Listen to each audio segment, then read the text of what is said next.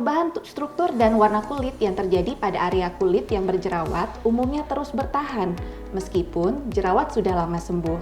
Saat ini, di ZAP Premier tersedia berbagai pilihan modalitas terapi yang dapat digunakan untuk memperbaiki skar akne.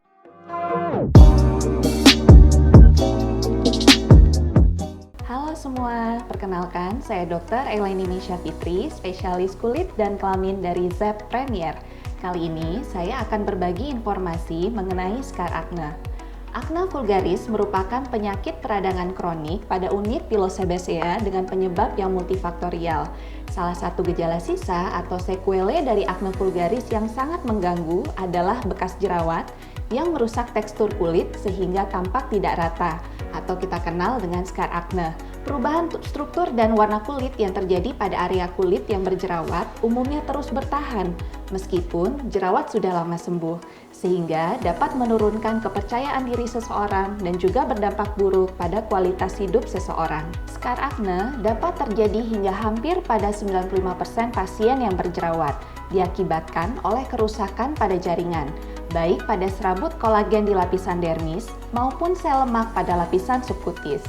Pada proses penyembuhan, kulit akan berusaha memperbaiki jaringan yang rusak dengan membentuk serabut kolagen baru. Namun sayangnya, proses penyembuhan tersebut tidak dapat 100% mengembalikan keadaan kulit seperti aslinya. Secara umum, terdapat dua penggolongan skar akne bergantung pada hasil akhir penyembuhan luka, yaitu apakah penyembuhan kolagen menjadi berlebihan atau sebaliknya malah berkurang, yang kita kenal dengan skar akne atrofik. Skar akne yang terjadi akibat meningkatnya pertumbuhan kolagen dan berkurangnya aktivitas enzim kolagenase kita kenal dengan skar hipertrofik dan keloid. Skar hipertrofik biasanya hanya terbatas pada tepi dari asal luka, sedangkan pada keloid, skar yang terbentuk melebihi batas tepi asal luka.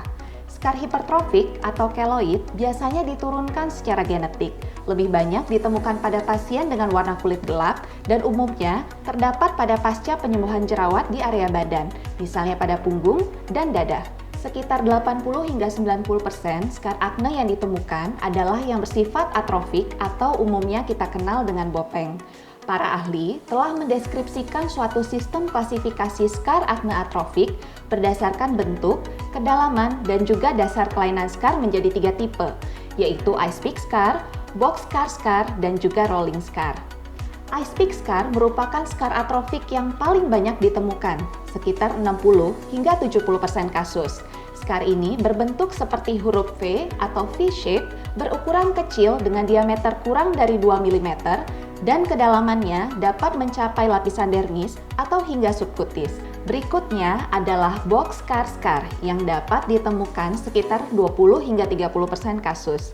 Skar ini berbentuk bulat hingga oval atau persegi panjang dengan diameter 1,5 hingga 4 mm, tepi berbatas tegas, dindingnya vertikal, dan dasar skar yang datar.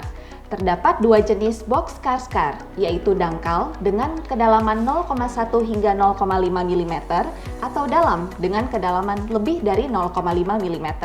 Skar atrofik lainnya yang dapat ditemukan pada sekitar 15 hingga 25% kasus adalah rolling scar.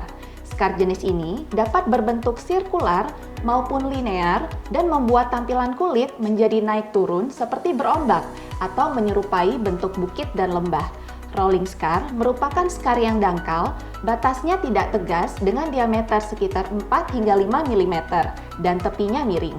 Skar ini terjadi akibat tarikan lapisan dermis ke subkutis oleh jaringan ikat fibrosa yang abnormal. Setelah mengetahui berbagai tipe dan visualisasi skar akne, maka berikutnya kita akan membahas mengenai solusi dan pilihan terapinya. Semakin tinggi tingkat keparahan dan durasi peradangan jerawat, maka akan semakin tinggi juga kerusakan jaringan dan kemungkinan pembentukan skar akne. Oleh sebab itu, pengobatan dini jerawat secara tepat merupakan pendekatan terbaik dalam mencegah pembentukan skar akne. Pengobatan skar akne bertujuan untuk memperbaiki tampilan dan struktur skar, namun bukan untuk menghilangkannya secara total. Saat ini, di ZAP Premier tersedia berbagai pilihan modalitas terapi yang dapat digunakan untuk memperbaiki skar akne. Langkah pertama yang sebaiknya dapat dilakukan adalah dengan target menghilangkan kemerahan pada skar akne, misalnya dengan menggunakan laser vaskular seperti pulse dye laser. Berikutnya, berbagai pilihan terapi yang tersedia untuk skar akne hipertrofik atau keloid antara lain adalah injeksi kortikosteroid intralesi, pemakaian silikon gel, dan pulse dye laser. Sedangkan untuk ketiga jenis skar atrofik, berbagai pilihan terapi yang tersedia di ZEP Premier adalah chemical peeling, laser resurfacing, baik ablatif misalnya erbium yak laser, dan non-ablatif misalnya Nd:YAG laser, serta microneedling yang dapat dikombinasi dengan injeksi dan atau pengolesan PRP, platelet rich plasma. PRP memiliki banyak growth factor dan sitokin yang dapat membantu mempercepat penyembuhan luka pasca laser ablatif atau microneedling. Selain itu, terapi PRP juga dapat membantu regenerasi jaringan dan memperbaiki tampilan skar. Pilihan terapi spesifik lain yang sesuai dan tersedia di ZEP Premier untuk memperbaiki ice pick scar adalah TCA Cross. Untuk box scar yang dalam adalah TCA Cross atau subsisi, sedangkan untuk rolling scar adalah subsisi atau injeksi filler. Untuk mencapai hasil terbaik dalam memperbaiki tampilan skar akne, berbagai pilihan terapi tersebut dapat dikombinasikan dalam waktu yang sama ataupun berbeda, dan tentunya butuh pengulangan tindakan sesuai dengan anjuran dokter. Sehingga, teman-teman jangan ragu untuk mengkonsultasikan masalah skar akne yang dialami ke dokter SPKK atau SPDV di ZEP Premier untuk mendapatkan treatment plan yang sesuai. Sekian informasi dari saya, terima kasih dan semoga bermanfaat.